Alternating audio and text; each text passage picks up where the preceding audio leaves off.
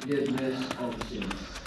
The purpose of the blood of the covenant is forgiveness.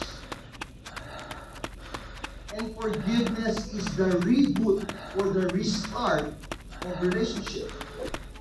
Pansinin po ninyo sa ating mga relationship. Pag hindi po tayo nagkakaunawaan, nagkakaintindihan, nagkakagalit tayo, pero kung tayo po ay nagpapatawaran, it restarts the relationship, isn't it? Because forgiveness really restores our relationship with God. It reboots, it restarts our relationship with the Lord. And napaka-importante po yung forgiveness, mga kapatid. Kasi po, kung walang kapatawaran, yung guilt, the feeling of guilt that something is wrong, you did something wrong in the eyes of God. Dahil mo yun, ang bigat mo. The effect of sin, that is sin, napakabigat mo, di ba? But in Jesus, in Him, pag tayo po ay naging mag-isa kay Kristo, in Him, not in religion, we have redemption. Not in being a good person, we are redeemed. Not in doing good works, we are redeemed. No, in Him. Are you with me? Only in Christ we can be redeemed. We can be set free from the strife of sin. Kasi po yung kasalanan, binibihan po tayo ng kasalanan, inaalipin tayo ng kasalanan. Gusto kong bumait, hindi ko magawa. Why? Because we are sinful nature. We are sinful by nature. But thank God for in Him we have redemption through His blood. And so I hope that when Jesus said, "This is the blood of the covenant.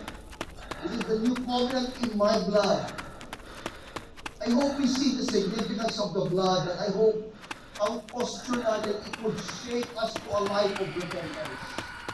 Kasi po sa blood ni Jesus may kapatawaran. Tayo po, yung buhay po natin sa So hard. ay patuloy po tayo na tayo po ay yung repentant tayo. Pag tayo nagkakasala, hindi po tayo lumalay sa Panginoon, dumudulog tayo sa Kanya, Lord, baguhin mo po ako. You Come on. please. Hindi, kaya ko to. Ano mo, kaya mo yan? Wala araw, ano I got the one. God's grace is not limited.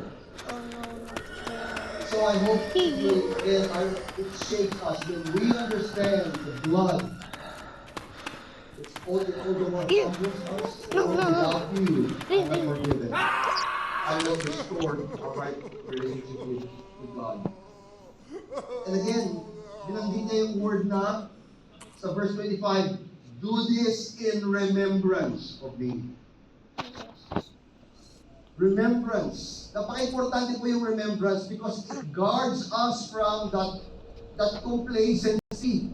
Yung spiritual complacency. Pag hindi po natin binabalik-balikan yung mga ginawa ng Panginoon sa buhay po natin, mga kapatid, nagiging complacent po yung buhay po This natin. is so mean. Hindi tayo nagiging Yeah, God-centered, you nagiging self-centered tayo. Because we don't remember Him. Please. I love you guys, I'm not angry. So what's the point? The practice of communion helps us to continually remember our forgiveness and redemption So funny. secured through the new covenant. This maze in is so Jesus' hard. blood. I don't like maze. When we partake Oh of no, communion, I trapped. inaalala natin yung Where's lawak the ng green pagpapatawad SCP? ng Panginoon sa buhay ko. Oh no. This Tayo green po ay SCP is kanyang gonna kill me. Meron na po tayong new covenant